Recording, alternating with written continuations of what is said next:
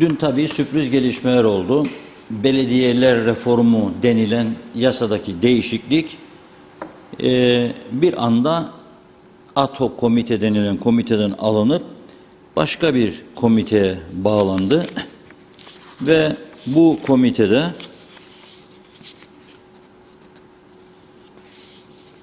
yasa tasarısını görüşmeye başladı.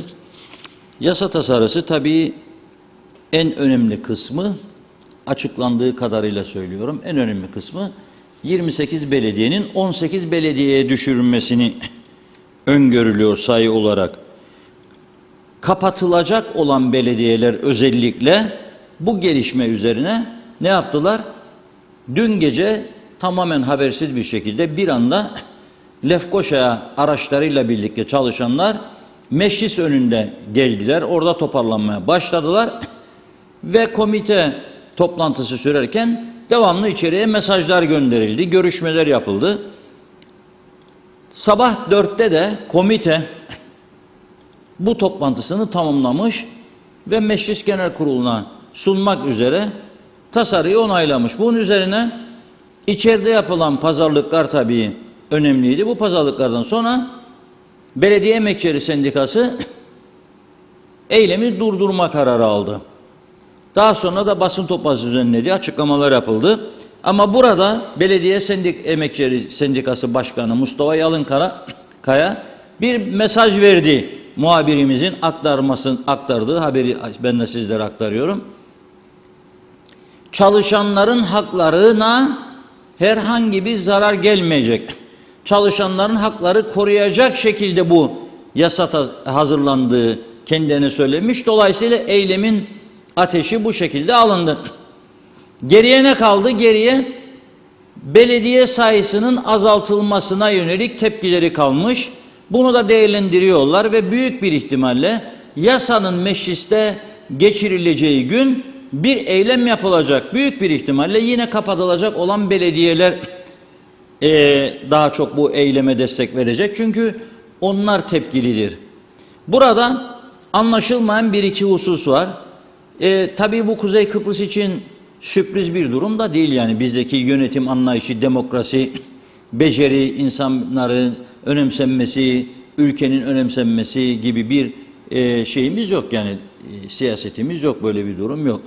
O yüzden çok da tuhaf gelmez ama iki tane garip durum var. Bir tanesi, siz bu belediyeler yasasının reformunu niye yapma ihtiyacı hissettiniz? Bir, hem iş araçlarından hem çalışan sayısından tasarruf edebilmek amacıyla ve hizmetlerin yaygınlaştırılacağı iddiasıyla 28 olan belediye sayısını 6 ilçe var seçimlerde 6'ya indirme iddiasıyla yola çıktılar ilk. 6'ya indireceğiz dediniz, öyle yola çıktınız.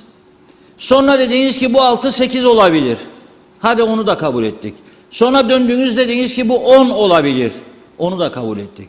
Şimdi sen 28 belediyeyi 18'e düşürdüğünde, haklara da halel gelmeyecek dediğinde, yani çalışanların tabii haklarına halel gelmesini hiçbirimiz istemeyiz, işsiz güçsüz kalsın belediye çalışanları bu ekonomik krizde. Ama ne amaçla o zaman sen bu adımı atıyorsun ve ülkeyi bu kadar geriyorsun? İnsanlar sokaklarda, kavga, dövüş, evlerde bir marazi durum. Niye yapıyorsun bunu? Ankara söz verdiğiniz için mi? Protokole imza attığınız için mi? Ankara 28'in 18'e düşmesinden memnun olacak mı acaba? Ve neden son dakika? Belediye seçimlerini siz zamanında yapmadığınız, ertelediğiniz, aradan 2-3 ay geçti. Hala daha bugün sabah 4'e kadar ya bitti bu kadar ay geçti, hiç düşünmediniz. Bunu da gece sabahlara kadar çalıştık, çırpındık, daha az geçirdik. Niye daha usulüne uygun, zaman akışı içerisinde daha doğru dürüst düşünerek, daha etraflı tartışarak bir sonuca gitmediniz? Neye göre belediyeleri birleştirdiniz? Bakıyorum mesela ben, ilginç bir durum var. Değirmenlik nire, Akıncılar nire. Değirmenlik, Akıncıları Değirmenliğe bağlamış. İkisi de CTP'li olduğu içinmiş şu anda. Gene popülizm kokuyor yani, onu söylemeye çalışırım. Akıncılar Ercan Havaalanı'nın yanı. Orada mesela belediyeleri var. Akdoğan, Paşaköy, Vadili. Onlarla niye daha yakın mesafede olduğu için birleştirmediniz de yolun bir dağdan bu tarafa aktarılacak araçlar, gereçler bir akıncılar için. Peki siz akıncılardaki çöp kamyonunu mesela Değirmenli'ye mi çekeceksiniz de her gün gidecek, oraya da gelecek? Gene aynı şekilde orada o 3 kişi duracak. Bir şey değişmeyecek. Yine bakıyorum, Datlısu'yu bırakıyor tek başına ama Çatalköy'den Esentepe'yi birleştiriyor. Şimdi bunu da görünce ne yapıyor adam? Doğal olarak Esentepe Belediyesi de eyleme gidiyor. Çünkü sen diğerlerini yapmadın bunu. Gelelim aşağı, İskele Belediyesi duruyor yerinde ama Yeni Boğaziçi de duruyor. Yan yana bitişmiş köyler. Niye Boğaziçi'ni bağlamadın İskele'ye? Çünkü onda da popülizm var. Onda da kişiye göre karar. Belediye başkanlarıyla yakınlığına göre iktidar partilerinin karar veriliyor. O zaman bunun adı reform değil. Bunun adı düzeni daha da bozmak. Bunun adı ülkeyi germek. Bunun adı maskara ligi. Başka bir şey demem ben. Resmen insanlarla oynanıyor ya. Ve bu iş araçları, bugün bir vatandaşımız sosyal medyada dedi ki eylem yapacaksanız yapın dedi, hakkınızdır dedi ama o araçlar dedi ta çektiğiniz geldiğiniz mesela uzak yerlerden benzin parası da ödediğiniz belediyelerden o araçlar halkın malıdır. Harcadığınız masraflar da gene halkındır.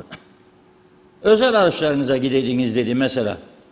Tabii onlar özel araçta geldiğinde eylem etkili olmaz. Ama neden siz ülkeyi geriyorsunuz? Yapmayacağınız bir şey konusunda neden Ankara'ya söz veriyorsunuz? Yani bu reform mu sizce? 28'i 6'ya düşürmekten söz ederken 18'e düşürüyorsunuz. Bu reform mudur yani? Bu reform değil bence. Tüm çalışanlar da haklarına halel gelmeyecek, devam edecek. Neyin reformunu yapıyorsunuz? Neyin tasarrufunu yapacaksınız? Bence daha büyük savurganlıklar olacak. Hay söylesinler bize rakamsal olarak ne kazanacak bu ülke? O da yok. Ben onu da göremedim. Ne kazanacaklarınız, ülkenin ne kazanacağını kimse söyleyemiyor. Göremiyorum ben. Tamam, Alayköy zaten adı üstünde. Küçük bir köy ya. Zamanında sen oraya belediye kurmakla zaten tarihin en büyük hatasını yapmışsın. Popülizm. Şimdi Alayköy'ü bağlıyorsun Gönyeli'ye. Tamam güzel, zaten yakın ama Yeni Boğaziçi'nden İskele'yi ayrı tutuyorsun. Çünkü senden yana. Yani mesela Alayköy'ünden Gönyeli CTP'dir. İkisi de şu anda. CTP'li belediyeleri birleştirdim diyor. Değirmenlik, Akıncılar CTP'lidir, birleştirdim diyor. Ama sana yakın gördüklerini ayrı tutuyor. Olmaz bu yani. Bu reform değildir. Bunu Ankara'dakiler de biliyor bence. Ve yani bunun Ankara'ya da memnun etmeyeceği kesin, halkı daha da gereceği kesin, hizmetlerde çok ciddi aksamalara yol açacağı da kesin. Ben 28 kalmasından yana değilim. Başından beri ben 6 ilçe, 6 belediye ederim. Ama siz buna yıllardır göz yumdunuz ve bizi son hele genel seçimden bu yana avutuyorsunuz geçecek diye. Ankara'da protokolü 4-5 ay önce yaptınız. 4-5 aydır uykudasınız, hiçbir şey yapmadınız. Şimdi artık seçim yasakları gelmezden önce bunu geçireceğim acele toplantı üstüne toplantı. Hangi uzmanlar var orada? Kimseyle danışmadınız. Mesela baktım bugün Lefkoşa Türk Belediyesi Başkanı Harmancı bir paylaşım yapmış. Diyor ki bir yol diyor, bir yolun diyor yaya geçidi için bile diyor karar verileceğinde 1,5 yıl harcanır diyor. Yok ki siz böyle bir yasaya geçireceksiniz diyor da bir anda yaptım oldu da bitti maşallah. Amaç yok diyor. Hiçbir doğru dürüst bir tartışma yapılmadı bizlerle diyor. Yani bu anlaşılır bir durum değil. Kusura bakmasınlar. Bu geçirilirse bu yasa bu şekilde herhalde amaçlanan sonuçlar alınamayacak diye düşünüyorum ben de. Şimdi Belediye Emekçileri Sendikası Başkanı diyor ki bizim istediğimiz reform bu değildir. Hükümet tamamen sayıya dayalı bir dayatmayla bunu dün gece onaylayarak oy çokluğuyla geçirdi. Bu tasarının içeriği anayasaya aykırılıktan tutun da sürdürülebilirliği olmayan ve kaos yaratacak bir metin gibi görünüyor diyor. Anayasa Mahkemesi'ne gidecek olan bu yasanın geri döneceği yönünde görüş var diyor. Bu tasarı Cumhuriyet Meclisi'nde önümüzdeki hafta görüşülecek ve biz buna karşıyız. Tüzel kişiliği kaldırılan belediyelerde çalışanların maaşlarının nasıl ödenemeyeceğini gösteren bir yasa tasarısıdır demiş. Mecliste gelecek olan bu tasarının sürdürülebilirliği olmayacağı için eylemlerimizi olanca gücümüzle devam ettireceğiz. Kapatılacak yollar, gene trafik felç, gene insanlar gergin, gene öfke, gene sinir, bir şey değişecek değil. Hükümet adına da İçişleri Bakanı Ziya Öztürkler'in bir açıklaması oldu. Diyor ki, belediyelerin birleştirilmesiyle ilgili olarak yıllarca karar alındığı ve çalışmaların yapıldığı biliniyor diyor. Ulusal Birlik Partisi olarak bu çalışmalar doğrultusunda ilk adımı attık diyor. Esas amacın halka daha iyi hizmet vermektir diyor. Belediyelerin kendi öz kaynaklarıyla yatırımlarını yapabilmeye yönelik adımlar atmaktır diyor. Bu sabah saatlerinde İdari Kamu ve Sağlık İşleri Komitesi toplantısında karar alındı diyor.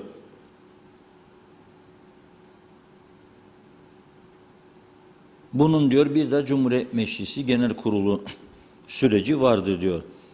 CTP Genel Başkanı Tufan Erhürman, Meclis Alt Komite'de onaylanan belediyeler yasa tasarısının son derece kötü bir şekilde kaleme alınmış bir metin olduğunu belirterek yeni kurulacak belediyelerde intibakların ve mal devirlerinin nasıl yapılacağına ilişkin kuralların hiçbirisi de uygulanabilir değildir diyor. Tasarının onaylanmasının ardından konuşan Erhürman, memleketi kaosa sürükleyecek bir toplantıyı geride bıraktık ama mücadele yeni başlıyor dedi. Erhürman konuyla ilgili olarak komite oluşturacaklarını tasarı genel kuruldan geçtiği anda Anayasa Mahkemesi'ne götüreceklerini söylemiş. 18 belediyeyi dün okumuştum, bir kez daha okuyayım. Dinlemeyenler varsa. Lefkoşa Belediyesi kalıyor, Değirmenlik Belediyesi Akıncılarla birleşiyor, Gönyeli Belediyesi Alayköy'le birleşiyor, Mausa Belediyesi olduğu gibi kalıyor, Girne Belediyesi Güzelyurt Lefke olduğu gibi kalıyor, Alsancak Lap'ta birleşiyor, Çatalköy Esentepe birleşiyor, Datlısı olduğu gibi kalıyor, Kuzey Mesera'da Geçikkale Serdarlı birleşiyor, Karpaz, Dipkarpaz Erenköy birleşiyor, Mehmetçik Büyükkonut birleşiyor, İskele Belediyesi olduğu gibi kalıyor, Yeni Boğaziçi kalıyor, Beyarmudu kalıyor, Güney Mesera, Akdoğan, Paşaköy, Vadili, İnönü Belediyesi birleşiyor, Dikmen olduğu gibi kalıyor. Hazır mı telefon? Evet, telefon bağlantımız hazır. Halkın Partisi Genel Başkanı Sayın Kudret Özersay hattımızda. Merhaba, hoş geldiniz yayınımıza. Merhabalar, iyi yayınlar Reşat Bey, merhaba. Merhabalar hocam, nasılsınız? Teşekkür ederim.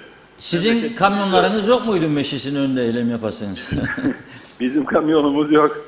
O zaman cipi götüreceğiniz. Sizin bir cipçiğiniz vardı galiba. Bizim bir Volkswagen'imiz var, o da cip değil. Nasılsınız, kolay gelsin, iyi Evet, teşekkür ederim. Siz nasıl değerlendiriyorsunuz? Okuyabildiniz mi meclisin o ilgili komitesinden bu sabah geçen özet olarak nasıl tanımlıyorsunuz bu yasa tasarısını? Vallahi açıkçası guduru hazırlandığı aşikar ortada. Zaten hükümet de gudurudur, bilirsiniz. Ve az önce biraz dinleme fırsatı buldum sizi. Tam anlamıyla popülizm kokuyor. Çünkü en başta kriterlere göre belediyelerin sayısının azaltılması ve birleştirilmesi düşüncesi ortaya konulmasına rağmen kritere göre olacaktı ya. Aynı zamanda da belediyelerin yetkisi, mali yapısı, geliri gideri, çalışan kişilerin görev yetkisi sorumlulukları, intibakları, aynı zamanda belediyelerin mali olarak denetlenmesi konuları da 51-95'in içerisinde yapılan değişiklikle yapılacaktı. Onların hiçbiri yok ortada. Sadece o belirlenen kriterlere göre de değil. Gene guduru, gene uyduruk bir biçimde. İşte 28'i 12'ye çekecektik. Dediğiniz gibi sizin önce ilçe sayısına göre çekecektik. Sonra 12 dedik. Sonra öbürü itiraz etti, 15 yaptık. Şimdi 18 oldu vesaire diye bir guduru durum. Ben şunu özellikle vurgulamak isterim. Muhalefetle başlangıçta meşru olmayan bu hükümet ne dedi? Ad hoc komitede bunu yapacağım dedi, değil mi? Evet. Bir ad hoc komitede bunu birlikte yapacağız, birlikte karar vereceğiz dedi. Hatta mecliste kalmayı sürdüren muhalefet de, yani CTP de ortak akılla yapabilirsek yapacağız falan denildi. Sonuç ne oldu ama? Dün itibariyle ben dedi vazgeçtim ad hoc komitede yapmaktan. Çünkü orada oy birliği gerekir. Aldım genini idari komiteye dedi ve idari komitede yaptı bu yaptıklarını. Neden? Orada çünkü Ulusal Birlik Partisi'nin çoğunluğu var. Muhalefeti dinlemeden, kale almadan muhalefeti iktidarsızlaştırarak, yok sayarak normal yolumu yürüyeceğim dedi. Bir kere bu anlamda söylediğinin tam tersini yaptı. Ama biz Halkın Partisi olarak zaten bunu yapacağını önceden açıklamıştık. Meclisten çekilme kararımızın sebebi de budur zaten. Birazdan konuşuruz. Kaldı ki tatil döneminde meclis tatile girdikten sonra da bunlar memleketi yasa gücünde kararnamelerle yönetecekler demiştik. Aynen söylediğimiz oldu. Sonra ad hoc komitede üçüncü nokta kriterleri belirlediler, değil mi? Kritere göre olsun diye konuşuldu. Bir liste halinde kriterler belirlendi ya. Az önce sizin söylediğiniz o işte o ona bu kadar mesafede uzaklıkta nereye hizmet verecek falan, bunlar kriter şeklinde belirlenmiş olmasına rağmen o kriterler kağıdın üzerinde kaldı ve dün sayıyı ve birleştirmeleri verirlerken kritere göre belirlemediler. Madem ki kritere göre birleştirmeleri ve kapatmaları yapmayacaksın, kriter ne için belirledin? Kodu kriterleri bir kenara, dediğiniz gibi yok Akdoğan'ı Değirmen'le, yok o CTP'lidir buraya, yok o UVP'lidir buraya, yok işte öbürü Demokrat Parti benim koalisyon ortağımdır, Tatlısu Belediyesi de oradadır, o zaman o kapanmasın, öbürü kapansın. Son derece keyfi, popülizm kokan, belediye seçimine giderken avantaj elde etmeye çalışacağı bir yaklaşım ve daha önce ortak komitede, ad hoc komitede birlikte yapacağız demesine rağmen hayır ben şimdi kendim yapacağım deyip bir değişiklik ve aynı zamanda da kritere göre yapacağım demesine rağmen kriteri bir kenara koyup keyfi biçim yapması. Şaşırdık mı buna? Şaşırmadık biz Halkın Partisi olarak. Çünkü hükümetin kendisi meşru olmadığı için kendini halka karşı sorumlu hissetmiyor ki. Kendini herhangi bir biçimde bir sorumluluk üstlenme ihtiyacı hissetmiyor. Ve kuduru bir biçimde kendini düşünerek sadece hareket ediyor. Muhalefeti de yok sayıyor. Ve bunun olacağı zaten dünden belliydi. Sıkıntı esasen, yani kendimize doğru soruları sorarsak bulacağız. Ben size sorayım Reşat Bey. Şu anda ben başbakanım diyen ve gayrimeşru hükümetin başbakanı konumunda olan Sayın Ünal Üstel, Ulusal Birlik Partililer mi Sayın Ünal Üstel'in başbakan olmasını istediler? Yok. Yani Kıbrıs Türk seçmeni mi Sayın Ünal Üstel'in başbakan olmasını istedi? Hayır. Meşruiyeti ya da kendisinin başbakan olmasının kararı deniz aşırı alınmadı. Talep nereden geldi? Çok belli değil mi? Böyle olduğu için ne kendi partisinin tabanına yaslanıyor, ne Kıbrıs Türk seçmenine yaslanıyor. Kıbrıs Türk seçmeni Sayın Ünal Üstel'i sadece milletvekili olarak seçti. Dolayısıyla meşruiyet sorunu olduğu için hükümetin mecliste muhalefeti yok sayacaklar. İradede yok sayılarak böyle bir hükümet kurulduğu için buna ortak olmamak lazım dedik biz. Mecliste kalmaya devam edersek maskaralık diye tanımladığımız bunun bir parçası olacağız. Mecliste kalmaya devam ettiğin sürece meşru değildir dediğin hükümetle ben işte öneri yapıyorum sana, ortak akılla yapmaya çalışalım diye bir çaba içerisine giriyorsun ve meşru değildir dediğin hükümetle meşru bir ilişki kurmaya başlıyorsun. Ve seni tabii ki yok sayıyor ve yok saymaya da devam edecek. Sonuç itibariyle bir çelişki ortaya çıkıyor. Meşru değilse bu hükümet mecliste nasıl meşru bir ilişki kurulacak hükümetle ve meşru olmadığı için bu hükümet muhalefeti tabii ki yok sayacak. Burada yapılması gereken Halkın Partisi'nin en baştan söylediği şeydir aslında. O da bu hükümetle normal bir hükümetmiş gibi ilişki kurmamak lazım. Madem ki meşru yollardan kurulmadı. Bu hükümetin görevden gitmesini sağlamak zorundayız. Bu hükümete öneri yapamayız biz. öneri yapıp da bu hükümetin doğru bir şey Da ne yapmasını gelecek? bekleyemeyiz. Yerine ne gelecek? Yani var mı? Bunun burada Reşat Bey, madem ki irade yok sayılarak bir hükümet kurdurtuldu burada, iradenin yenilenmesi kaçınılmazdır. Yani burada bir belediye seçimi Hayır ama yapılacaksa, bir sonraki seçimde gerekirse bakın, seçimde gene aynı yöntemin uygulanmayacağını nereden bilebiliriz? Reşat Bey, burada mesele seçimde aynı yöntemin uygulanması meselesinden öte, halkın bunu, sonuçta halkın gözünün önünde cereyan eden bir durum. Hayır, halk bir tepki İnsanlar da görsün bunu diyorsun. değerlendirmek zorundadır. Bakın, Ulusal Birlik Partililer başta olmak üzere gözünü şu anlamda açmak zorundadır. Kardeşim, siz kurultay yapıyorsunuz ama sizin seçtiğiniz kişi gerçek anlamda parti başkanı olamıyor. Seçtiğiniz kişi başbakan bile yapılamayabiliyor. Dolayısıyla burada bir irade ortaya konulması gerekir. Hem partilerin kendi içinde hem de seçmen nezdinde. Bütün bu yaşadıklarımızı görerek yeni bir değerlendirme yapmak zorundayız toplum olarak, halk olarak söylüyorum.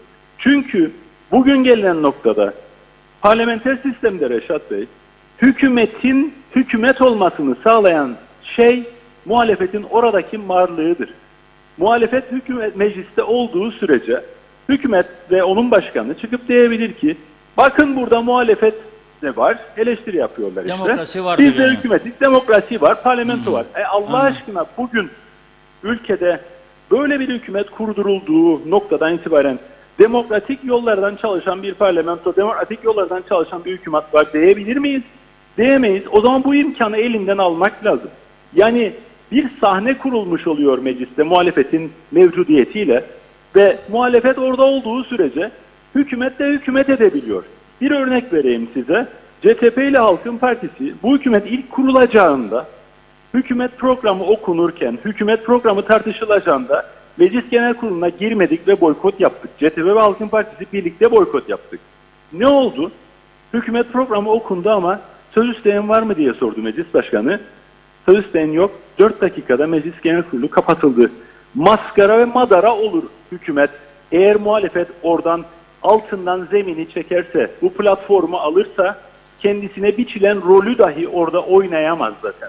Ve iradenin yenilenmesi bu anlamda artık kaçınılmazdır. Çünkü geriye dönülmez bir telafisi sonradan mümkün olmayan bir zarar verme süreci yaşıyoruz biz.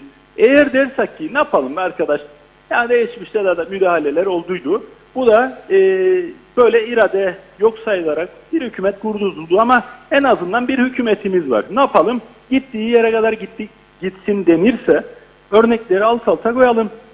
Kıbrıs örneğinde telafisi sonradan mümkün olmayan devasa bir zarar ortaya çıkıyor. Birileri rant elde ediyor oradan. Zaten Kıbrıs de bu şekilde batırılıyor. Bir süre sonra da satılır, kapatılır. Olacak olan bu. Evet. İkincisi, bir orman yangını çıkıyor.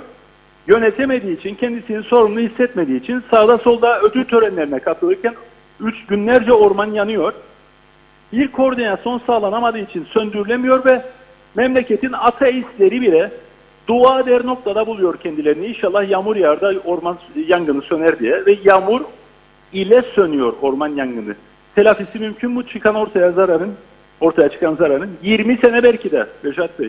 Evet. Telafisi mümkün olmayan zararlar veriyor. Belediyeler örneği de şimdi yaşıyoruz.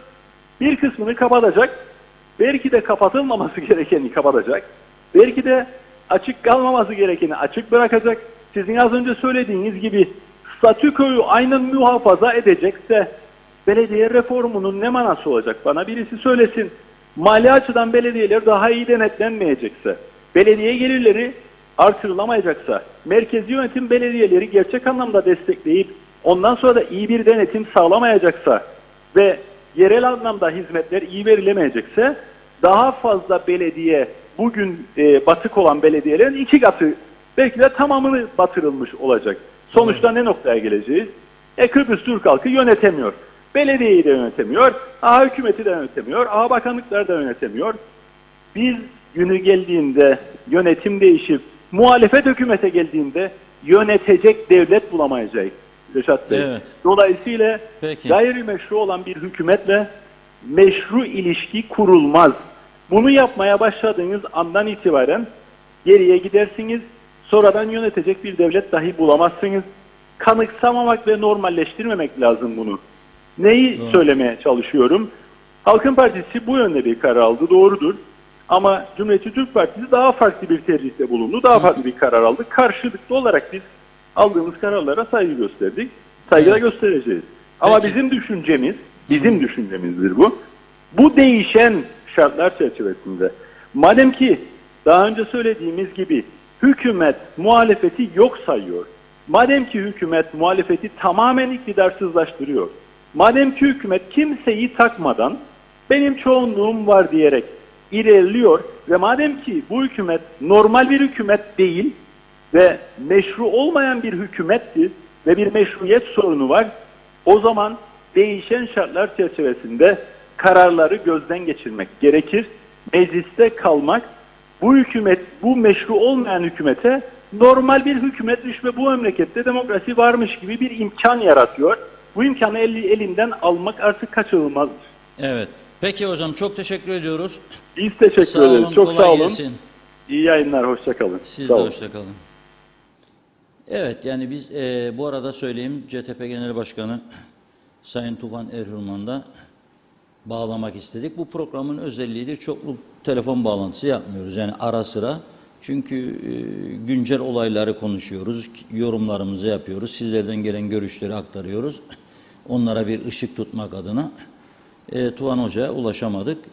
Kendisi bize ulaşırsa onun da kısaca görüşlerini aktarmaya çalışacağız. Ama zaten okudum az önce bugünkü açıklamasını. CTP bu yasanın meclisten geçmesi halinde, ki hükümet kanadında çoğunluk vardır, geçirebilir, o zaman Anayasa Mahkemesi'ne gideceğini açıkladı. Aynen Kıptek'e yakıt alımı meselesinde ihalesiz olduğu gibi tekrar Anayasa Mahkemesi gelecek. Anayasa Mahkemesi bunu düşürürse belediyeler tam bir kaosun içine sürüklenecek. Zaten birçoğu maaş ödeyemez durumda. Maaşı bırakın, her taraf pislik içinde. Memleketin birçok belediye çöpleri kaldıramaz duruma geldi. Her taraf pislik içinde. Esas konuşmamız gereken, o belediye onunla mı birleşecek, bu bununla mı? Esas konuşmamız gereken, ne yapıyorsunuz be arkadaşlar siz? Memleket pislik içinde, batmış durumda. Her taraf dökülüyor. Yollar çöktü. Yolların içerisinde çizgi, ikaz işaretleri kalmadı. Yeşillik yok denecek kadar azaldı. Hemen hemen hiç yok. Belirli birkaç yerde yeşillik var. Onun dışında yok. İşte ben bir Dikmen girişinde Göngeri Çemberi'ni gördüğümde biraz rahatlarım. Oh be derim, bir yeşillik gördüm. Dikmen girişinde orada gördüğümde oh be derim. Bunun dışında bir de işte Ercan'a giderken Değirmenlik Belediyesi'nin orta refüjlerde son zamanlardaki yeşilliği, o kadar. Yok, başka bir şey yok. Bu memleket betonlaşmış, çökmüş, bitmiş, pisliğin içinde yoğruluyor. Ama bunun için sabah 4'e kadar değil, akşam 4'e kadar bile bir çalışma yok. Ya bu kadar araç gereç gitti, meclisin önüne toplandı, var da neden bu hizmetler verilemiyor? Neden daha etkili bir çalışma içine girmesi belediyelerin öngörülmüyor? Bu reform mu ister? Vardiya usulüyle personeli görevlendirerek, araç parkurunu birlikte kullanarak geliştireceksiniz. Yakın köylerde birlikte kullanın araçları. Zaten dediğim gibi zamanında kim 28 belediye yaptıysa bunu, bu ülkeye en büyük kötülüğü yaptı. Şimdi sen insanları alıştırdıktan sonra nasıl geri adım atacaksın? Üstelik burada hakikaten popülizm var, görüyorum. Siyaset kokuyor. Yani bu ülke gerçeklerine göre bir düzenleme listesi değildir. Ben görüyorum bir sade vatandaş olarak. Yani sen Çatalköy, Esentepe'yi birleştiriyorsun, Tatlısı orada, onu almıyorsun içine. Neden? Neden? Çünkü hükümet ortağı Demokrat Parti'ye bağlı. Aynı zamanda madem ki belediyeleri birleştirmek istersiniz, partilerinizi de birleştirmezsiniz. UPP, DP, YDP farklı görüşte midir yani? Aynı anadan doğma değil mi hepsi bunların ya? Demokrat Parti zamanında merhum liderimiz Cumhurbaşkanı Rauf Denktaş, sırf oğlu da parti genel başkanı veya bilmem üst düzey yapılmıyor diye bir işaretiyle göndermedi mi? UBP'den de kuruldu Demokrat Parti. Yani bunu herkes biliyor, hepimiz biliyoruz. Tarihin gerçekleri yapıldı, yaşandı. Bana vermen ha sen dedi Başbakan Yardımcıya Başbakanlık. Aha şimdi gel koalisyon yapalım. Başbakan yardımcısı oldum bakan yerine. Yapıldı bunlar. YDP de aynı şekilde. Birileri işaret çakar, YDP çıkar ortaya. Birileri işaret çakar, YDP kapanır. Sonra yeni YDP diye çıkar. Yani bu ülkede böyledir düzen, alışılagelmiş. Ama bu kadar oyuncuklar oynanıyor. Küçücük bir memlekette amaçlanan nedir onu da anlamış değilim. Yani amaçlanan onu da anlamış değilim nedir. Ama hiç olmazsa biraz sorunları ortadan kaldıralım. Ya biraz temizlik yapalım ya. Biraz memleketimizi temizleyelim. No comment kısmında gelecek. Ama bir tane video vardır. Gönyeli'de geçen hafta bir yangın olmuştu. O videoyu bir görelim birlikte.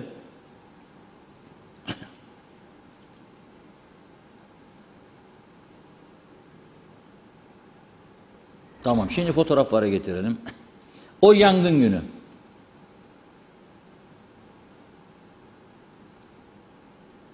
Fotoğraflar var.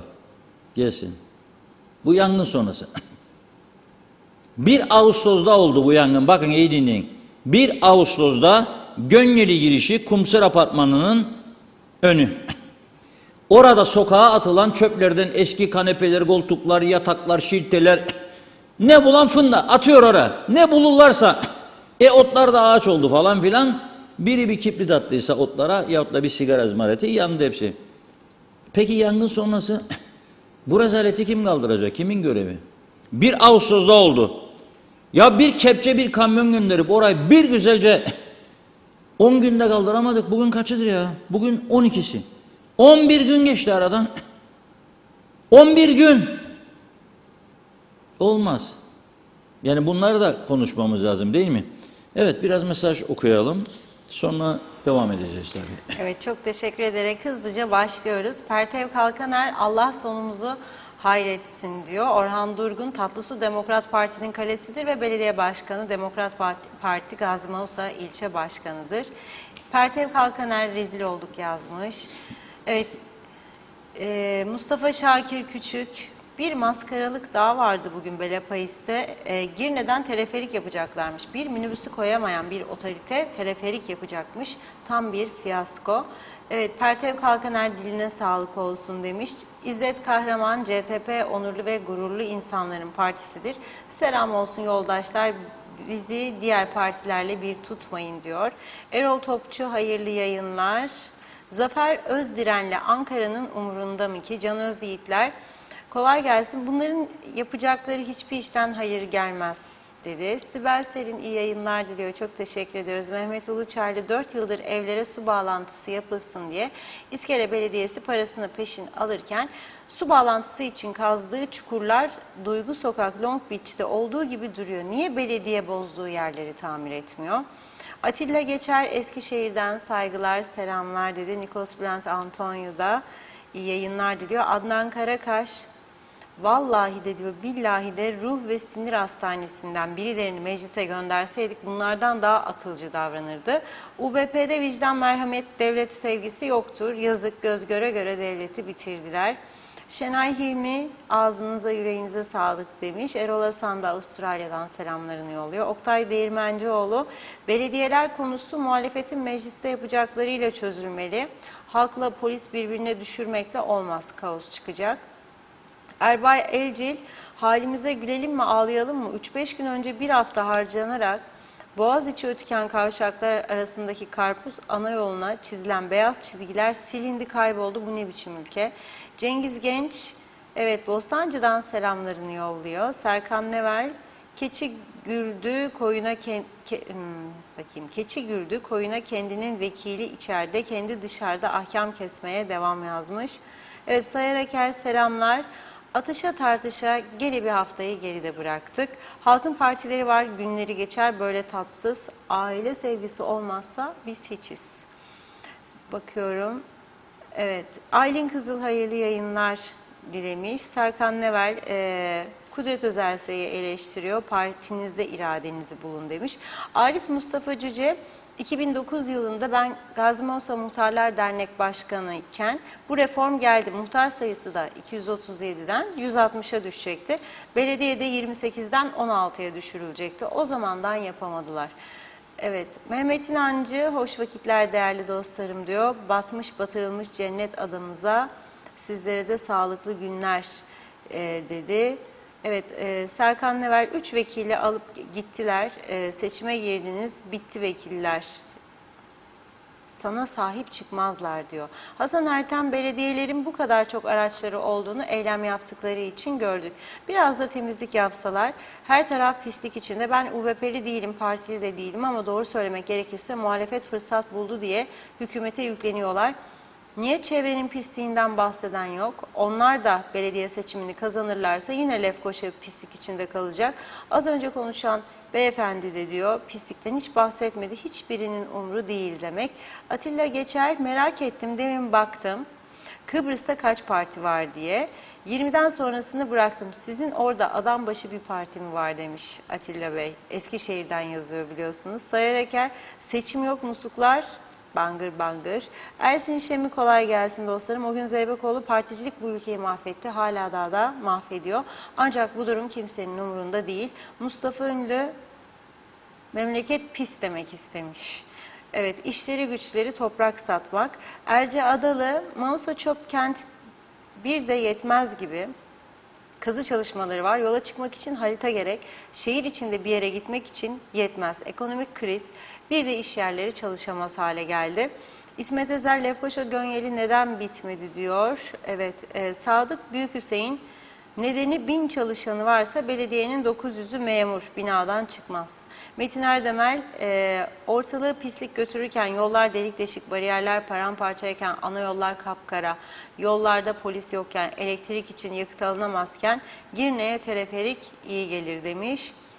Evet, Bülent Lider Mehmet Küçük, ülkenin genel yapısı siyasi çeşitliliğine göre 7 kazaya, yani ilçelere göre 7 belediye olması gerekir. Belediyeler yasası doğru ve yerinde olmamıştır. Bu tam manasıyla karagözlük ve maskaralıktır. Nerede bir düzenleme ya da tasarruf, reform veya memur işçi ayrımı ve düzenlemesi yapılmıştır? Tamamıyla memleket diyor, bu işlerle karmakarışık bir çorbaya dönüştürülmüştür. Yazıklar olsun demiş.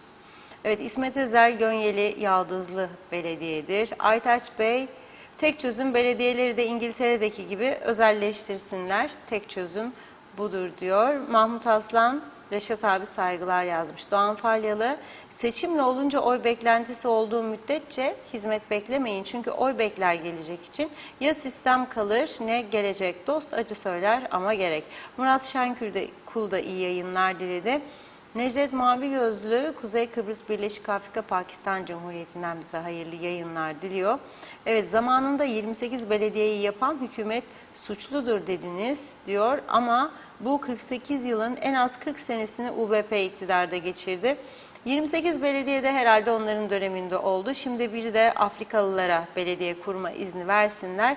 Nüfuslarına göre uygundur demiş. Evet, bir iki mesaj okuyup ara verelim. Zeka Üçer, Kudret Bey'in siyasetine halk beğense partisi iktidar olurdu. Emine Özatilla, evet 2009'da CTP zamanında belediyeler azalacaktı. Şimdi niye karşı çıkarlar? Özer sayın vekilleri mecliste kendi dışarıda neyi konuşuyor?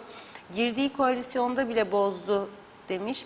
Her tarafımız pislik içinde, onu konuşan yok. Hayırlı cumalar diledi. Çok teşekkür ediyorum ayrıca Emine Hanım.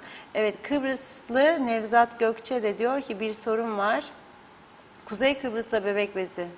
Bak ya, okumayın. Ne? Yok. Anladım, bir benzetme yapayım. Erhan Çelik, bence Ankara'da mevcut belediye başkanı Sayın Mansur Yavaş dinozorlardan ve Yeni Mahalle'ye hizmet vermesi düşünülen mevcut teleferiği söküp alıp Girne'ye kurabilirler. Masrafsız olmaz. Bu bir teklif demiş. Evet, son Ferda Küçülmez'i de okuyalım. Reşat Bey, ağaçlardan, yeşillikten para kazanmazlar. Betondan para kazanırlar. Yeşil ada değil, beton pislik adası oldu. Yazıklar olsun dedi. Evet, devam edeceğiz mesajlara. Şimdi bir ara verelim. Buyurun.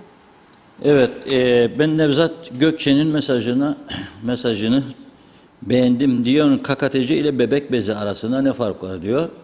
Yani bebek bezi çocuk kirletiyor. Açtığın zaman koku vuruyor ama çocuğun dışkısı veya çişi o bezde insana o kadar ağır gelmez de insanların dışkıları sokaklara dökülüyor. Bence daha kötü bir durumda. Çocuk bezinden daha kötü bir durumda. Bakın bugün Girne'de tonlarca 120 bin kişinin atığı aylardır, yıllardır denize veriliyor ve artık denizin yüzeyinde görünmeye başladı. Antik limanda kokudan geçilmiyor. Hiç kimse bunu görmüyor. Bugün baktım Turizm Bakanlığı Belapayıs'ta pansiyonculuğu teşvik protokolü imzalamış. Kimin anda bilmiyorum. Çoğu devlet memuruydu yanında. Milletvekili vardı UPP'den falan. Pansiyonculuk mu dediniz anlamadım. Turizm. Turistin gelebilmesi için temizlik lazım. Memleketin her tarafı pislik içindedir. Aynı zamanda çevre size bağlıdır Sayın Ataoğlu. Çevre Bakanlığı size bağlıdır. Hiçbir iş yaptığı yoktur. İflas etmiştir. Kapatın, vurun kilidi. Oradaki personeli gönderin. Başka yerlere de hizmet versin. Girne Antik Limanı'ndan sorumlu yapın bütün personeli. Temizlesinler orayı. Temizletsinler orayı. Ekip kursunlar, baksınlar. Çok para harcadınız oraya. Şirketlerle anlaştınız denizi temizleyecek diye. O paralar verildi. Ne kadar temizlendi deniz? Kim temizledi? Her taraf kokuyor. Her taraf pislik içinde. Biraz önce gösterdim. En iyi belediyelerimizden gönderi. Ya bir yangından sonra o çöpler orada 11 gün nasıl kalır ya? İkinci bir yangını mı istiyoruz yani orada? Ama birçok yer böyle. Lefkoşa anlatmaya gerek yok. Herkes görüyor. Hasbulat da Lefkoşa'ya bağlı. Hep Teknecik Santrağı'nı gösterirdik. Hep Teknecik Santrağı'nı gösteriyorduk. Değil mi? Yani zehir, kara dumanlar. Buradan da beyaz gibi çıkar duman ama neticede zehirliyor. Bakın Hasbulat'tan bir görüntü geldi bugün bana. Burası Hasbulat Reşat Bey diyorlar. O video geliyor mu yoksa video veya fotoğraf? Ne? O değil ya. O en son gelecek. No comment dedir bunlar. Dumanlar çıkar böyle bacalardan. Hasbulat. Olmaz olamaz bu iş olamaz. Gönderdim var. Hasbulat baca çıkıyor. Neyse gelecek. Bizde de bazen rotar olur. Eski Kıbrıs Türk Hava Yolları hatırlarsınız değil mi? 15 saat beklettikleri oldu bizi zaman zaman. Şimdi her taraf pislik içinde olunca ben belediye 10 mu oldu 18 mi oldu ona bakmam daha çok. Önce verdikleri hizmete bakarım. Ne yapıyorlar? Zamanında ben mi doldurdum Lefkoşa Belediyesi'nin içini? Şimdi 650-700 kişi 850 olduydu bir ara.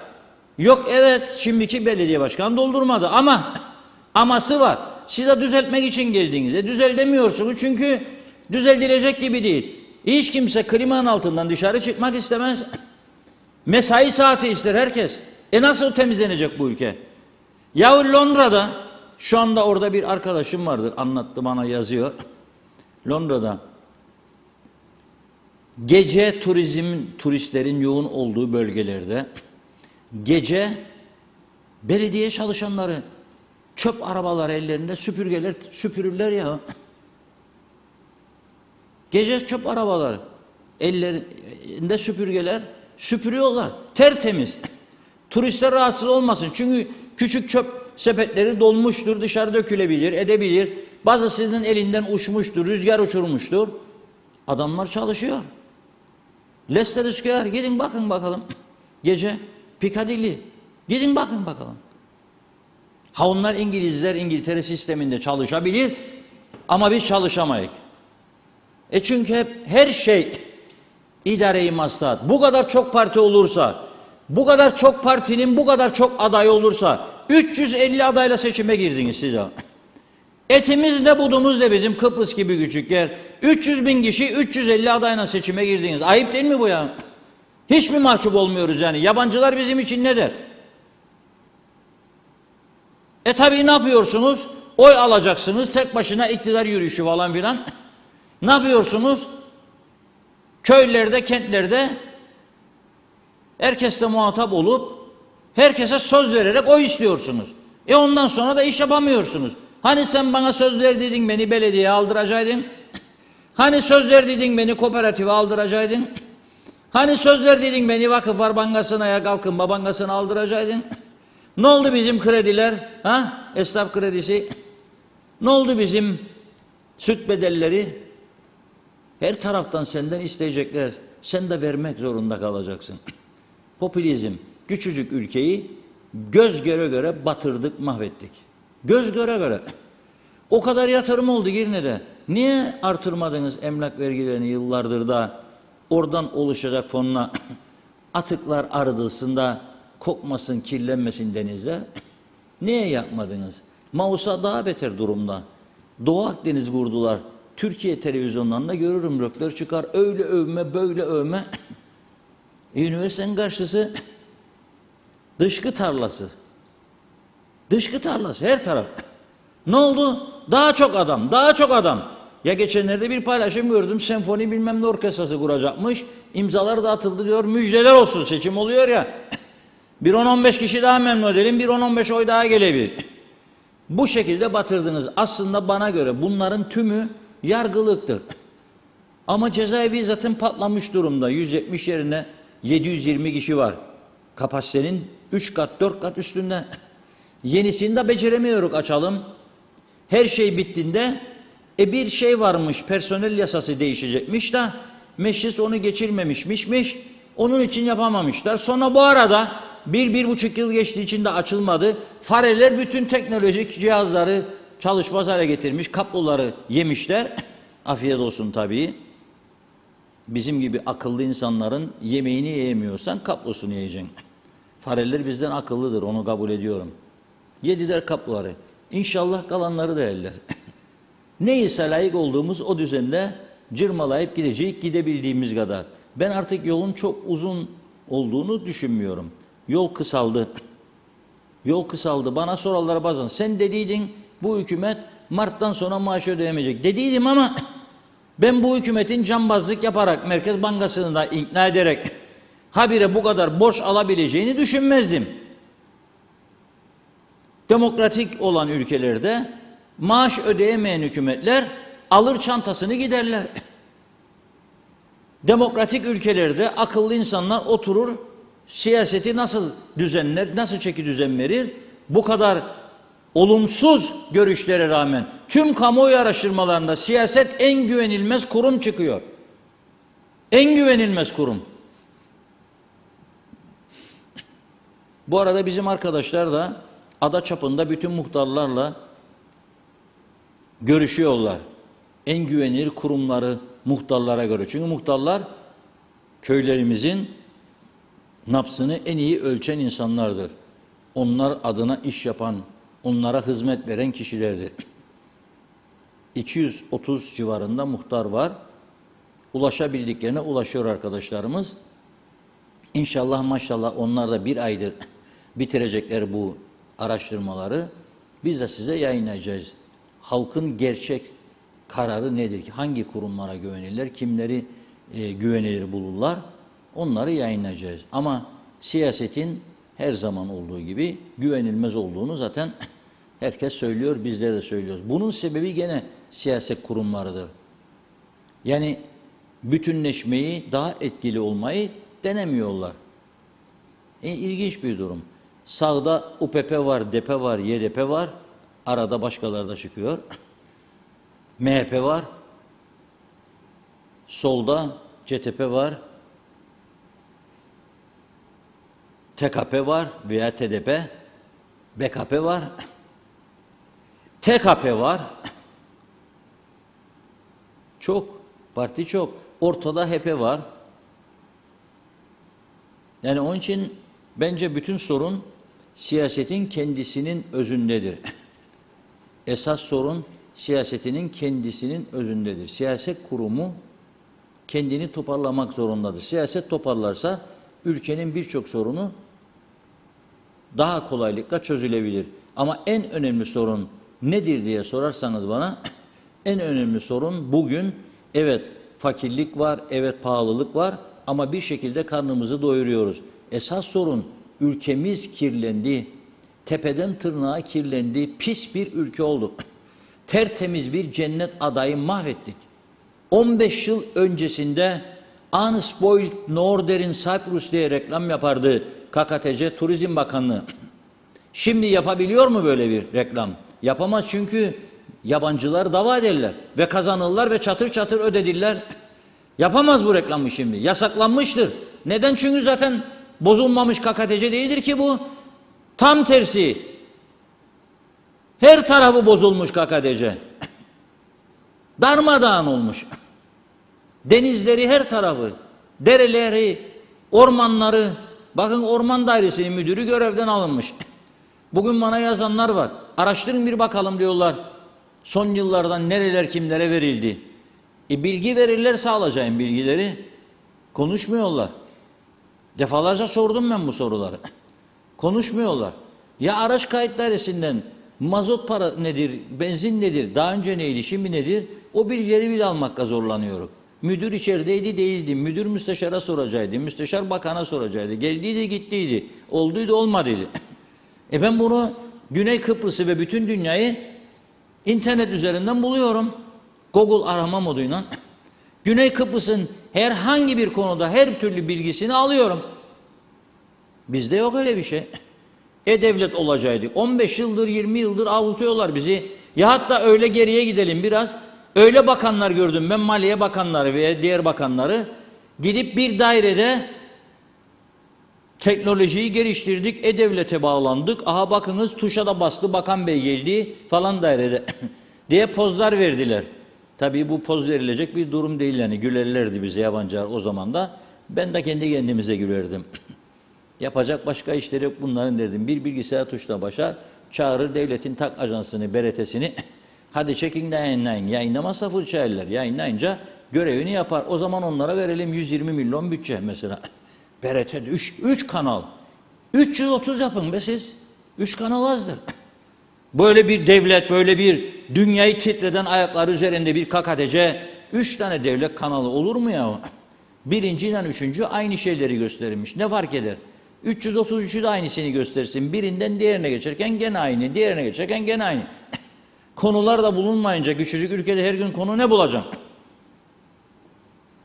Ne bulacaksın? Ben sabahleyin muhabirlere konu vereceğim de düşünmeye başlarım. Sonra derim, önce bir derim kahve iç, düşün. Sonra bir dünyayı gez. Sonra derim yok ya dünyayla bizim hiç bilgimiz yok. Şimdi bunu yaparsak diyecekler sen İsveç mi, sen Finlandiya mı? Ne yapalım ne yapalım? Neyse iyi ki maskara ligi denilen birçok konu var. Bu geliyor aklımıza ondan sonra. Pahalılık var, zamlar var, engelliler var, yardım alamayanlar, sağlık var, hastanede ilaçsızlık var, doktor eksikliği var, yanlış teşhisler var, genç ölümler var, var oğlu var, ne ararsan var. Eksik olan nedir? Hizmet, sıfır. Devlete ve halka hizmet, sıfır, zero. Sıfır. Umursamazlık, ciddiyetsizlik tamamdır. Bizim sanatımız. Verin bize bir şeyi, en iyi işi verin bize. 2-3 yıl sonra biz onu yok ederek. Bir numara. Ama çok insanlarımız da var tabii. Bir de şuna bakarım. Hep zam yaparak sorunlara çözüm bulma gibi bir yöntem var bu ülkede. Yani nasıl masrafları kısarım, nasıl giderleri kısarım, nasıl güçülürüm da ülkeyi düzlüğe çıkarım diye bir şey yok. Yoktur öyle bir şey. İnadına 4000-5000 tane devlet aracını kullanıyorlar. Dün gösterdim askeri kantinden alışveriş. Gitme oğlum lan oradan Nescafe daha ucuzdur. Al 4 şişe Nescafe de gel. Bizim hanım evde Nescafe ister. Git oradan 20 kasa su da getir. Devletin araba kaldırır. Şeyleri, sustaları bir şey olmaz, çökmez. Çökse de zaten eşi param mı, en eşi param mı? Paran var mı yani içine? No money, no payment. Para yok. Yükle gel. Yollarda öyle. Kimin umurunda? Kimin umurunda? İskele'de bakanlar kurulu. Kaç tane? 10 tane bakan arabası, başbakan arabası. Müdürler, müsteşarlar, arabaları, hizmet araçları. Oradan Karpaz'a sür babam dön. Bir günlük benzin parasıyla vallahi billahi Girne Antik Limanı'nı temizlerdi. Hepsi bunların. Yok ama öyle bir şey yok. Öyle bir niyet yok. Öyle bir beceri yok, öyle bir irade yok. Onun için biz daha bu konuları çok konuşacağız. Peki ne var memlekette diye sorarsanız, suçlarda korkunç patlama var. Yani söylemeden geçemeyeceğim. Suçlarda korkunç patlama var. Ya Rusya'nın aradığı bir gazeteci varmış. Tabii orada da ilginç bir durum. Hani komünizmi övenler var ya, hükümete muhalif olduğu için bu gazeteciyi tutuklama emri çıkarmışlar hakkında. O da ne yapsın? Bir yolunu buldu, Güney Kıbrıs'a kaçtı. Güney Kıbrıs'ta da olduğu öğrenilince tutuklanacak diye korktu. Korkunca ne yapmış? Bir arabanın bagajına girmiş, onu birisi bizim tarafa kaçırmış. Gizlenmiş. Sonunda bizim ülkeden de akılsızlık yaptı. Sahte bir pasaportla kalktı başka ülkeye gitsin. Ercan da tutuklandı. Polis tutmadı bunu. Şimdi içeride. Ama bakınız nasıl bir ülke konumundadır Kuzey Kıbrıs.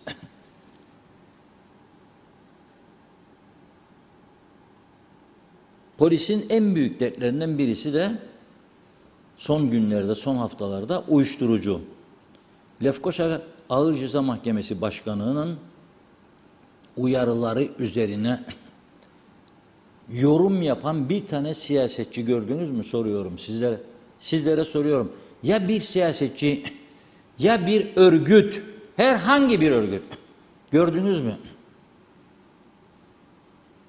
Göremezsiniz. Yoktur. Çünkü o onlara bir kazanç getirmeyecek. Kazanç nerede var? Popülizmde. Sendendir, bendendir. Onu destekledim, bunu destekledim. O ileri götürdüm, o vurdum. O öyle yaptım, bu böyle yaptım. Ya patladı memleket uyuşturucudan. Ve Yüksek Ağır Ceza Mahkemesi Başkanı size diyor ki en büyük suçlar diyor 3. ülkelerden gelenlerden diyor. Ne tedbir alıyorsunuz? Ne yapıyorsunuz? Hiçbir şey. En sonunda polis ne kadar cambazdır. Yani bu işi yapanlar, çok uyuşturucu babaları da var bu ülkede bu arada söyleyeyim. Türkiye'den gelenler de var. Yani burada üstlenmiş, sessizce götürüyorlar işleri.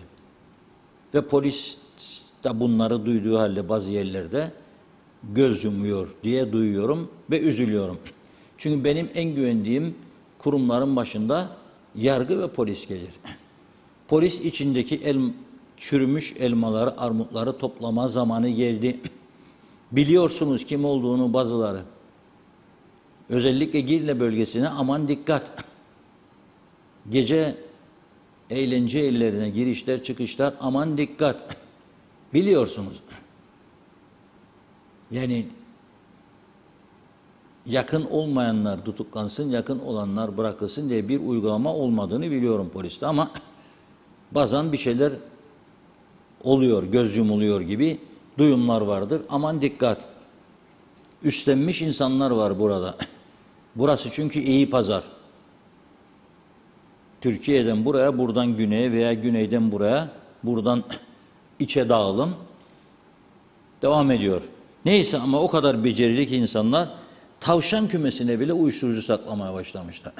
Şimdi düşünün siz polisin nereden aklına gelecek daha gidip tavşan kümesini de esrar arayacak. 100 sene düşün aklına gelmez. 100 sene düşün aklına gelmez. Birileri demiş polise git demişler tavşancıklar var orada. Bu havuççukları at demişler yesin tavşanlar. Tavşanlar havucu çok sever ya. Çıtır çıtır çiğnerler. Ön dişleri atık olduğu için çıt çıt çıt daha kolay. Polis de almış gitsin havuçları atsın birine baksın. Tavşanlar beyaz tozların içinde yüzer. Ha ya. 1 gram falan da değil öyle. Ya miligram, 1 içimlik, 2 içimlik. 65 gram. Ne içindir? Satmak için tabii ki. Yakalıyor işte. Fotoğrafta gördüğünüz arkadaşı yakaladığı gibi yakalıyor. Dolayısıyla çok iş var bu ülkede. Çok bozuldu. Ama polis ve yargıyı korumamız lazım. Bir uyarı yaptığı zaman sana Yüksek Ağır Ceza Mahkemesi Başkanı senin onun üzerine gitmen lazım. Senin polisine ve yargına yardımcı olman lazım. Polisin sayısı eksik. Bakın bu sabah bir ölümlü kaza oldu yine. Almıştım gündeme. 27 yaşında bir genç hayatını kaybetti. Sabah 3.30-4. Ne vardır o saat? Otopsi raporunu bekliyorum. Suçlamam. Doğru değil ölümden sonra. Ama uyku var, alkol olabilir, dikkatsizlik var. O saatlerde sen 3.30'da yollarda ol bakalım. Gelip senin üstüne çıksan olur. Polis yolları yeterince denetleyemiyor. Neden? Çünkü eleman yok. Eksiği var. Alınız, alamazlarmış çünkü para yokmuş, kaynak yokmuş. Ama sen birçok yere kaynak yaratıyorsun. Handbol yarışması adı altında 600.000 TL veriyorsun. Uluslararasıymış. 3-5 ülkeden birkaç sporcu getireceksin da kendi kendimizi tatmin edecek. Birkaç yıl kısıtlayın bunları. Birkaç yıl durdurun bu harcamaları. Bakalım nasıl yapılır her şey bu ülkede. Aslında para var, kaynak da var. İsterse de toplayabilir. Dün baktım Çalışma Bakanımız dedi ki bu ilk defa daha da ciddi konuştu. %45'tir dedi kaçaklar dedi. Hadi buyurun. Hadi buyurun. Yollayın iki müfettişi beni değil ama beni denetlesin. En sağlam kuruluşu. Gelsin benimle beraber yürüyelim bir. Gelsin bir yürüyelim. Gidemezler. Çünkü çoğu iş yeri partili martilidir, yakınlık vardır. Telefonu açarlar. Ne bana utanmazsınız da bize yolladınız memurları diye. Şimdi benim açmayacağımı bildikleri için ilk buraya gönderdiler. En sağlam kuruluşa. Hodri meydan derim. Her gün çekerim Hodri meydanı. Varsa bir tane kaçak gel. Sen de biliyorsun olmadığını. Önündedir botrolar. Niye bana gönderin? Ve sana gittiğin yerde derler ki şuraya baktınız mı? 1 yıl 2 yıldır falan filan. Ha bakacak ona da. Ne zaman? Çıkmaz ayın bilmem kaçında. Beni mi kandırırsınız siz ya? Madem o seçim arifesinde ve kurultaylarda çat çat yaparsınız her geçen vatandaşına hiçbir şey yapamazsınız. Tavla teslim başından tavla teslim. Bu kadar siyasi partiyle bu kadar çok adayla 350 aday Kıbrıs gibi bir avuçluk yerde 280.000 seçmen de 350 aday. Ayıp ya. Androbi derler Rumlar. Birazcık Rumca biliyorum ha. Daha da öğrenmek isterim. Çünkü bir gün çözüm olursa bizim hakkımızda ne dediklerini anlayabileyim bari. Androbi. Ayıp yani. Tabii ki ayıp utananlar içindir. Mahcup olanlar için. Bizde öyle bir durum var mı bilmiyorum. Gerçekten ilginç. Çok mesajımız var mı? Yoksa şarkı moduna mı geçelim? Şarkıdan sonra mesaja Peki, geçelim. şarkımızı dinleyelim. Evet. Yerli bir müzik.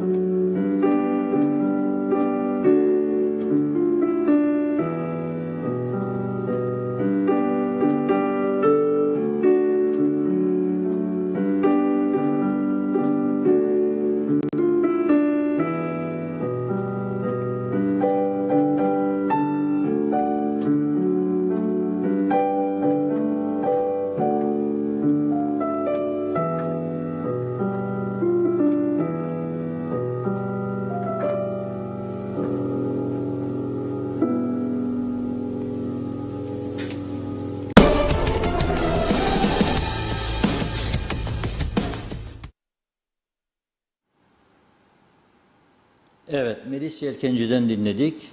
Köprüden geçemedim. Bir Kıbrıs türküsü. Çok da güzel çalmış Melis Hanım. Teşekkür ediyoruz bu güzel eserini bizlerle paylaştığı için. Evet, şimdi tabii mesajlar var. Bir miktar mesaj dinlememiz lazım. Sonra bir başka önemli konuya geçmek istiyorum. Bizim sürekli ihmal ettiğimiz bir konudur. Ama önce mesajlar. Buyurun. Evet, hemen kaldığımız yerden devam edelim. İsmet Sencer harikasınız. Ahmet Halil de iyi yayınlar diliyor. Yunus Gildir de. Mehmet İnancı, Gönyeli Güzelyurt yolu üzerinde Hacı Ali'nin tavuk çiftliğinden yayılan kokular ne olacak demiş. Yoksa dokunamıyorlar mı?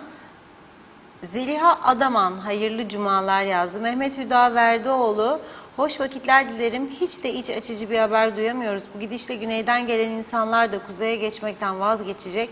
Bir türlü sınır geçiş kapılarını rahatlatamadılar. Bir de güneyden gelen insanlara çok kötü davranıyoruz. Geçenlerde gözümle gördüm. Kulağıma inanamadım. Ve bir de ben sordum. Duydum doğruymuş. 2 tane küçük suyu 1 Rum'a 2 euroya sattılar. Ben utandım. Evet. Hüseyin Koltan, doğru gerçek haberin adresi. Uzun zamandır Facebook'tan yazamıyordum. Saygılarımla hayırlı yayınlar. Doğan Falyalı, şimdi o denizdeki görüntüyü gören insan balık yer mi? Ya balıklar oradan beslendiyse? Vatandaş balık da yemekten vazgeçti. Kim balıkları besleyip üretirse kendi yesin. Metin Erdemel, Demokrat Parti Benzinci Başkanı, aklı fikri parti başkanlığı seçiminde çok işi var. Turizm ve çevrenin acelesi yok. İsmet Ezel, biz belediye sayısı istemeyiz, zibil yasası isteriz demiş. Evet, Atilla Geçer diyor ki, 20'den fazla parti varmış, kim iş yapacak? Bu ne diyor, bari ben geleyim. Harper Şekerci, evet sorun bakalım, coğrafya kaderimiz mi?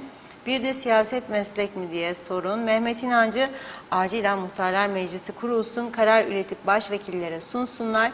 En iyi yasaları muhtarlar yapacak, Sayın Akar denesinler.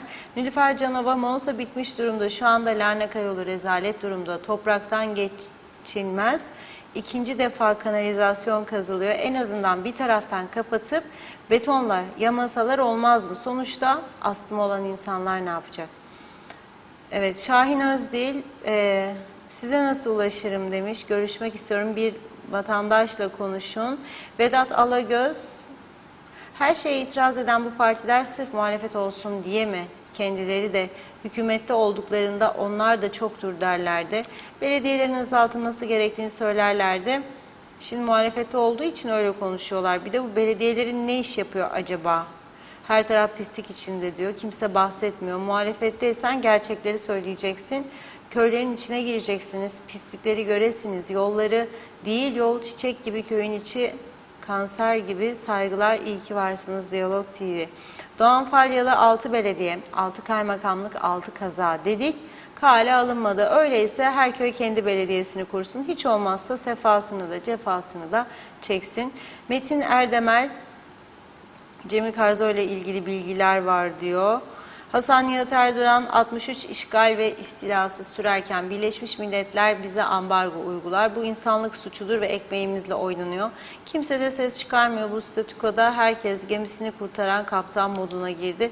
Kamu hizmetleri de yavaşladı. Personel alınamıyor, projeler uygulanamıyor. Küresel krizde cabası tabii ki demiş. İşimiz zor bu durumda.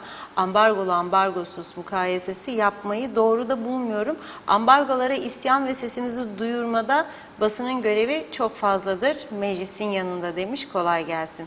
Evet. Harper Şekerci, Reşat Bey, medya bu konuda şanslı, çok konu var. Halil İbrahim Berksu, Girne koktu, bakan teleferik yapıyor. Belapayis Girne arasında bravo demiş. Atilla Geçer, abi kahve yerine 2 duble rakı isteler, kafalar 0 kilometre olur yazmış. Belgin Rıfat, yorum yapmayacaktım, sizi sadece izlemeye karar vermiştim diyor ama dayanamadım. Evet, Londra'da özellikle merkezde temizlik 7/24. Hem çöpler toplanır hem tüm kirlenen yerler yıkanır. Otobüs durakları, kaldırımlar, camlar. Hafta sonları o kadar kalabalık olur ki sabah bir çöp yığınına döner ama orası da her sabah temizlenir. Benim oturduğum bölgede de yollar haftada 1 gün, çöpler de haftada 2 gün toplanır. Şikayet ederseniz temizlikle ilgili hemen gelirler. Belediye pandemi başlayalı tedbir olarak pek çok servisini halka kapattı. Online ve telefonla servis veriyor. Memurlar ise eve gelip hizmet verirler ve ya da randevu ile içeri alınır. Yani servis asla durmazmış. Evet, Altan Cumhur 74'ten bugüne kadar ne yaptılar? 40 yıldır bir taşın üstüne koymadılar. Sadece hep ceplerine çalıştılar. Memleketi parsel parsel peşkeş çektiler. Ne deniz kaldı ne dağ. Yazıklar olsun hepsine de dedi. İzzet Kahraman, evet uyuşturucu baronları Türkiye'lidir diyor. Evet, bakayım. Karşılıklı konuşmalar bayağı fazlaymış. Hasan Nihat Erduran 74'te patika vardı. Şimdi bölünmüş yollar. Her yerde sanayi bölgeleri, köyler oldu kasaba ve de ambargolara, ulaşımsızlığa rağmen demiş. Ve aynı zamanda evet bakıyorum. Necdet Mavigözlü polisin elinde olan personel Afrikalı uyuşturucu tüccarlarına kara para aklayan, hırsızlık yapanlara, mahalle aralarında yaptıkları pislikler yapanlara yetmez. Bunlar için özel bir birlik kurulması gerekir ki diğer polisler de başka suçlularla ilgilenebilsinler. Bunlar daha iyi günlerimiz, çok çekeceğimiz var, çok dedi. Hasan Nihat Erduran, Londra'da bir patron komünist olmak da güzel, korkacak ne var? Ya demiş... İzzet Bey'e cevap vermiş. Onu da okuduk. Belgin Rıfat, polis ve yargıyı hem korumak hem de güçlendirmek gerekir. Müdür ve müşavir kadrolarını iptal etsinler. 1000 adet polis alırlar. Yargıç sayısı da yetersiz. Suçlular, tutuklular 3 katına ya da 10 katına çıktıysa bu baremlere personel gerek. Yani yargı var ama personel sayısı az, yetersiz. İyi bile başarıyorlar. Gerek polis gerek yargı personeli demiş. Muhacirette sağlık sorgulanmadan diyor. Bu sayıları arttırmaları gerek. Tabii itfaiye de unutulmamalı. Ekipman, donanım hepsi. Klimalı odalardan, makam şoförlerinden ve korumalardan yararlanabilir mi hiç? İç münhal sistemiyle acaba demiş. Bir jet bakanlar kurulundan bunları da mı ele alsalar dedi. Evet, İsmet Ezel, son onun mesajını okuyayım. Belediyelerden herkes şikayetçi ama seçimde herkes en önde yazdı. Her muhtarlık belediye olsun diyor. Evet, Şahin Özdil de Reşat Bey'e özelden ulaşmaya çalışıyormuş. Biz buradan aktarmış olalım. Evet, çok teşekkür ediyoruz. Devam edeceğiz. Buyurun Reşat Bey.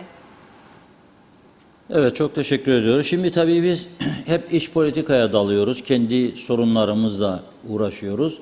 Dış politika ki hayati önem taşıyan bir konudur. Çünkü geleceğimizdir. Gelecekte şu anda oturduğumuz mülkler ne olacaktır? Güvenliğimiz, garantimiz nasıl sağlanacaktır? Ekonomimiz nasıl olacaktır? Nasıl ithalat yapacağız? Nasıl para kazanacağız? Nasıl bugünkü durumu sürdüreceğiz? Sağlık sorunlarımız ne olacak? Sosyal fonlarımız ne olacak? Bunlarla ilgili hiçbir çalışma olmadığı gibi dış politikada elle tutulur bir hareket de yok, güven verici girişimler de yok. Nitekim İslam oyunlarına davet edilmemek bunun bir göstergesidir. Ve tabii ki nereye mal oldu o mesele? Hem davet edilmedik hem de işte birbirimize girdik. Parçalandık. Çatışmalar oldu ve olmaya devam edecek, daha görülüyor. Bugün 3 tane farklı konuya değineceğim. Bir tanesi, İngiltere'de biliyorsunuz Boris Johnson Eylül ayında başbakanlıktan tamamen ayrılmış olacak. Parti başkanından istifa etti. Partisi şimdi yeni başkanını seçecek. 2 tane aday var kaldı. Bir tanesi Rishi Sunak, ekrana geldi şimdi. Bir tanesi Liz Truss. Şimdi bakınız Rumlara ne kadar örgütlü çalışıyorlar, takdir ediyorum onları. Kendi davaları için nasıl iyi çalışıyorlar. Biz de burada yiyin birbirinizi, atın çamuru birbirinize. En büyüğü sensin, en küçüğü sensin. Beni eleştirdin, ha dur sana gösteririm neler yapacağım. Bununla yaparsınız ya, bilirim bir süreyin herkes herkese zarar verir de sonunda vicdanında baş başa kaldığında ne yapacaksın acaba?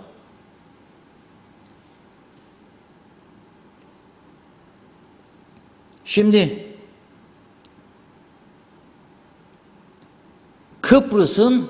Kıbrıs'ın muhafazakar dostları diye bir grup kurmuşlar. İngiltere'de ve bunların başkanı Jason Haralambous, yani Kıbrıs Rum kökenlidir. İkisine de birer mektup göndermiş. Demiş ki Kıbrıs konusundaki tezlerinizi öğrenmek isterik. İkisi de kendisine cevap vermiş. İkisi de. Önce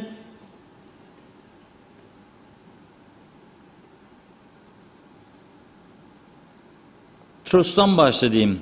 Dışişleri Bakanı olarak Kıbrıs'ın Doğu Akdeniz'de istikrar unsuru olarak ne kadar değerli olduğunu biliyorum diyor. İngiltere'de yaşayan Kıbrıslıların dinamizmi ve başarıları bizim için önemlidir diyor. Başbakan olmam halinde diyor Güney Kıbrıs ile, yani Kıbrıs Cumhuriyeti diyor, ben Güney Kıbrıs'a çevirdim.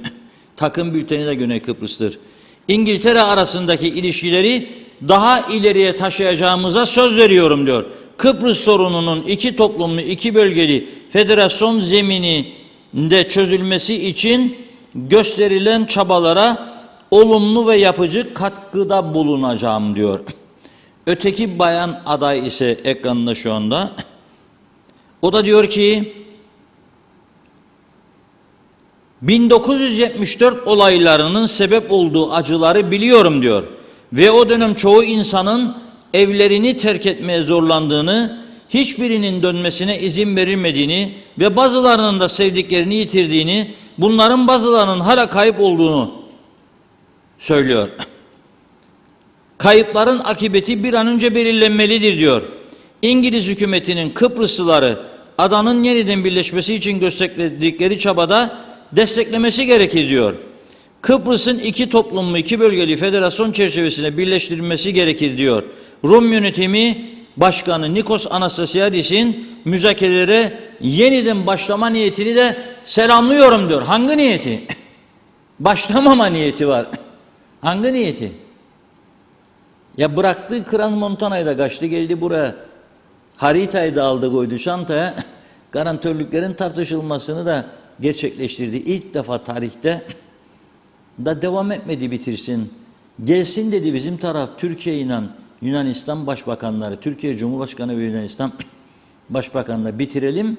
Onlar o teklif yaptığında o valizciğini hazırlayın valizleri be dedi de uçak havaalanında beklesin. Kaçıyoruz Kıbrıs'a.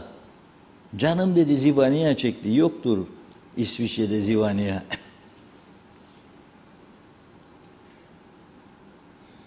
Mektubunda diyor Türk tahriklerinden de bahseden Sunak, Kıbrıs Türk tarafının güveni ve iyi niyeti zedeleyen, müzakereleri zorlaştıran eylemlerden kaçınması gerekir dedi.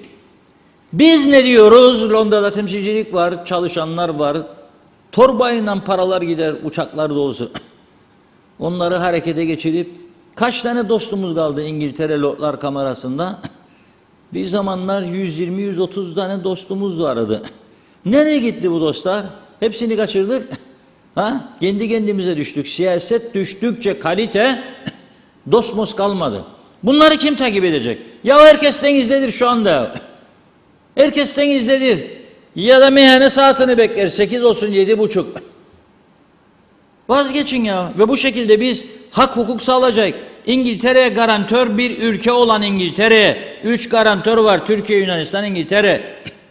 Hayati öneme haiz bir ülke Kıbrıs için. 2 tane adayı var. Başbakan geliyorlar. Bir tane de bizden var mı? Ey bayan desin. 74'ten önce başladıydı. Ve bu bizde 63-74 öncesinde kaybettiydik.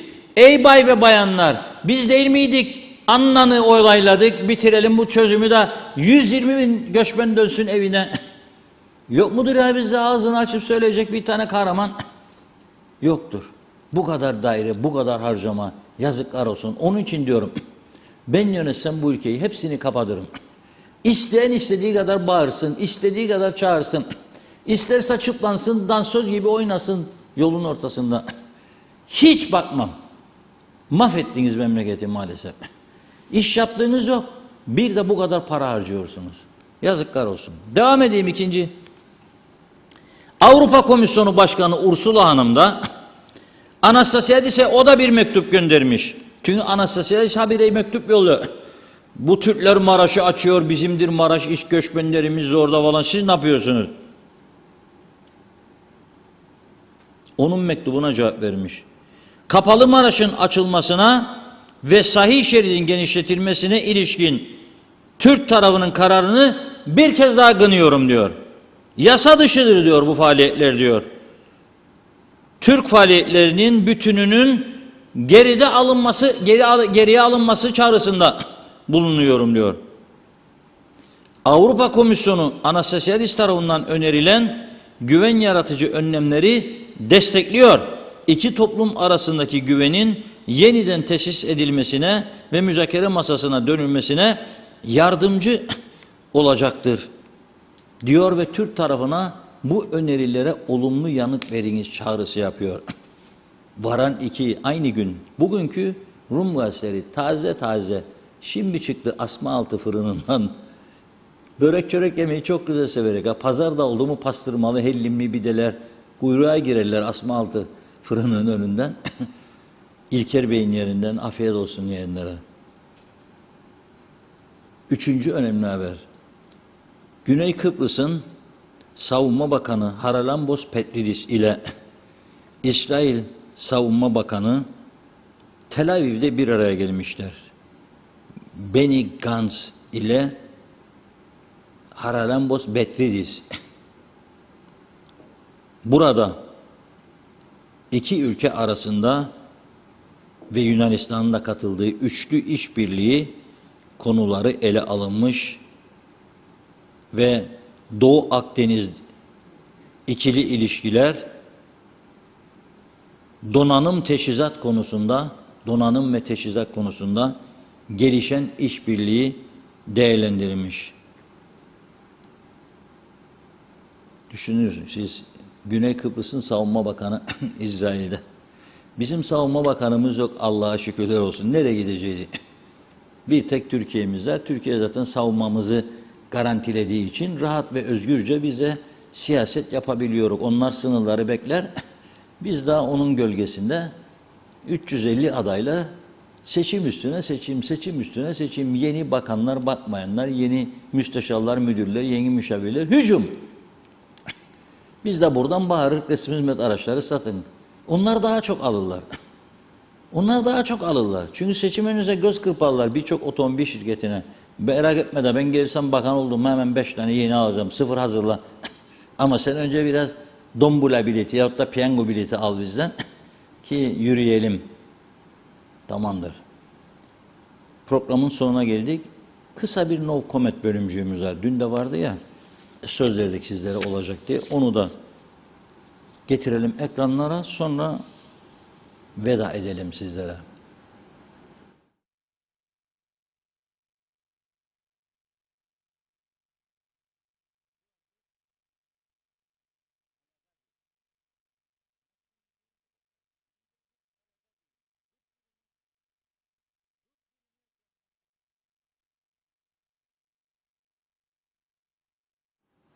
Alagadi birinci gelen fotoğraf.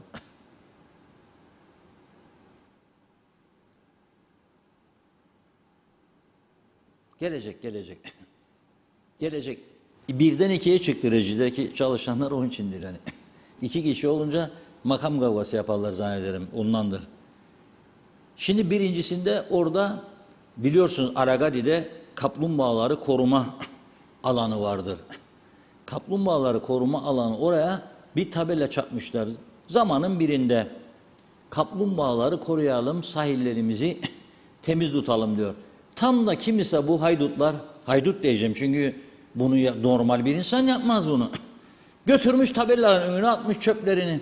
Yürüyüş yapan bir vatandaşımız, izleyicimiz dedi. Görünce utandım ya dedi. Vallahi ben de utanırım her gün ama utanacak yüz kalmadı artık kimse de ya. Götürür atar oraya. Evinin kapısının önündeki çöp bidonu eridi, çürüdüyse yenisini alacak para verip de ya o şimdi 150, 200 lira, 500 lira bu pahalılıkla getirir oraya atar. Hem yılanlar, fareler varsa oralarda bulursa bir şey yerler. Ha bozuk çocuk bezleri falansa fareler de yemez. Kimin umuruna?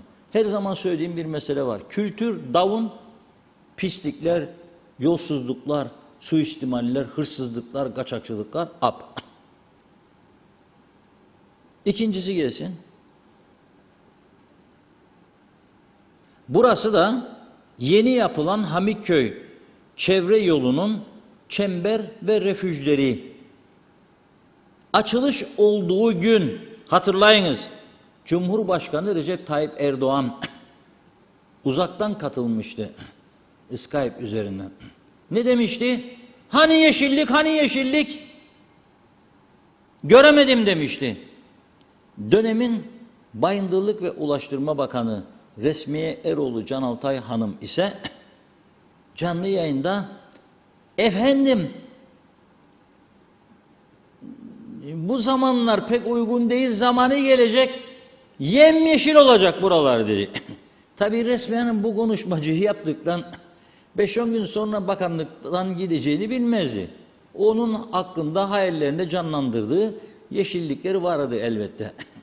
Kaldı mı böyle şimdi? Kaldı böyle. Bir şeyler olacağını düşünen var mı? Varsa parmağınızı kaldırın. Yani bunları temizleyecek biri, da yeşillendirecek biri var mı? Öyle bir zihniyet olsaydı, Lefkoşa Girne turizm yolu, oraları temizlemezler miydi önce? Yeşillendirmezler miydi? Yolun sağı soluna bakınız. Her taraf şişeler, kutular, çöpler, donlar, gömlekler, kırık sandalyeler. Gelen geçen atıyor. Rezil bir durum var. Yasalar yetersiz, cezalar yetersiz, kontrol yok, başıboş. Kültür de down olduktan sonra, üniversiteler adası olduğumuz için kültürün down olması lazım. Education up, culture down. Eğitim yukarı, yani üniversite sayısı yukarı demek istiyorum. More than 1000 profesör, 1000'den fazla profesörümüz var. Allah'a şükürler olsun. Dünya birincisi. Birinciler birincisi. Yok birincisi. Birinciler birincisi. Evet. Ama maalesef ülkenin geldiği hal de bu. Mesela profesörler ülkesi gördüm ben. Maastricht, Hollanda'nın Maastricht kenti. Tavsiye ederim. Mangırı olan gitsin böyle 3-4 güncük tatil yapsın. Temizlik görsün. İnsanlık görsün. Hepsi bisikletle gider gelir. European Institute var orada. Ben orada kurs gördüm bir süre. Oraya bisikletle gider hocalar. Şimdi biz beklerik. Profesör Alman gelir. Çıkarken bir Mercedes'te derim herhalde göreceğim bunu ya BMW. Bakarım zinciri çözer kilidi.